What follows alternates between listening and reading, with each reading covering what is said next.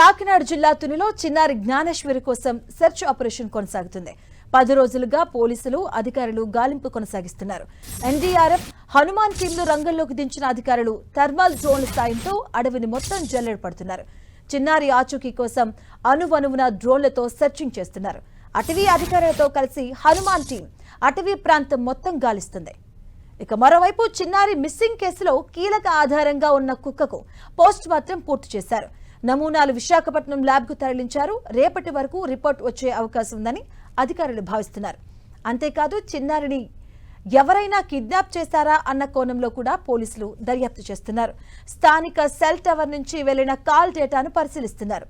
చుట్టుప్రక్కల గ్రామాల్లో ఇంటింటికి వెళ్లి క్షుణ్ణంగా పరిశీలిస్తున్నారు.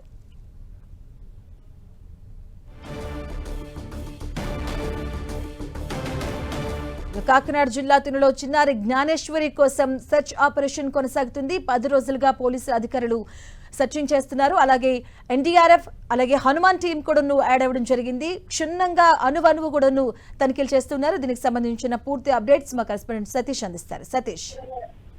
మాధవి, చిన్నారి జ్ఞానేశ్వరి కోసం 10వ రోజు కూడా సర్చింగ్ ఆపరేషన్ అయితే ముమ్మరంగా కొనసాగుతుందని చెప్పుకోవచ్చు. ఇటు పోలీసులతో పాటు అటవీ శాఖ అధికారులు, హనుమాన్ టీం ను, ఎన్డీఆర్ఎఫ్, ఎస్డీఆర్ఎఫ్ మొత్తం టోటల్ గా అన్ని బృందాలు కూడా చిన్నారిని వెచ్చే పనిలో అయితే నిమగ్నమై ఉన్నారని చెప్పుకోవచ్చు. అయితే 2 కోణాలకు సంబంధించి అంటే మొదటి నుంచి కూడా పోలీసులు అయితే పాప మీద ఏదైనా జంతువు అటాక్ చేస్తుంటుంది, ఒకవేళ ఈ అటవీ ప్రాంతంలో ఏదైనా మిస్ అయిందనే కోణంలో పూర్తి స్థాయిలో గాలింపు చర్యలు అయితే మాత్రం కొనసాగిస్తున్నప్పటికీ మరో కోణంలో కనుక చూసుకుంటే కనుక ఒకవేళ కిడ్నాప్ అయితే కనుక ఎటువంటి అంశాలు ఉన్నాయనే అంశంపై పూర్తి స్థాయిలో దర్యాప్తు అయితే కొనసాగిస్తున్నారు. ఇటు తల్లిదండ్రులకు సంబంధించిన శత్రువులు కావచ్చు, మిత్రులు కావచ్చు, లేకపోతే వాళ్ళకి సంబంధించిన ఎటువంటి వివాదాలు ఉన్నాయనే అన్ని కోణాల్లో కూడా దర్యాప్తు చేయడంతో పాటు సెల్ ఫోన్ టవర్స్ ఆధారంగా ఆ పరిసర ప్రాంతంలో సుమారుగా అంటే 11 గంటల నుంచి 1 గంట సమయంలో ఎవరెవరు వచ్చారు, ఏ సెల్ ఫోన్ సిగ్నల్ అటువైపు వచ్చిందనే టెక్నికల్ టీం కూడా పనిచేస్తుందని కూడా మనం చెప్పుకోవచ్చు. దీంతో పాటు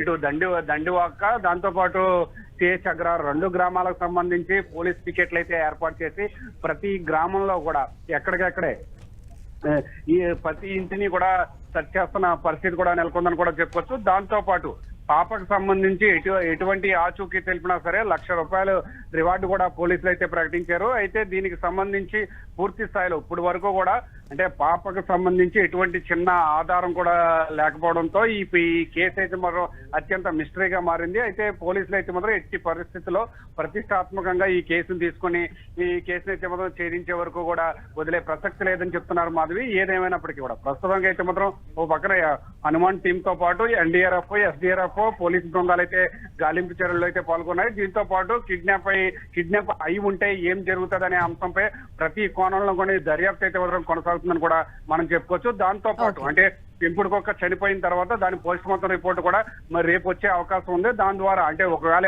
ఎవరైనా ఉద్దేశపూర్వకంగా దాన్ని చంపి ఉంటే కనుక ఇంకా కీలక విషయాలు అయితే మాత్రం తెలిసే అవకాశం ఉన్న నేపథ్యంలో దర్యాప్తు అయితే మాత్రం ముమ్మరంగా కొనసాగుతుందని కూడా మనం చెప్పుకోవచ్చు మాధవి. Right, thank you Satish.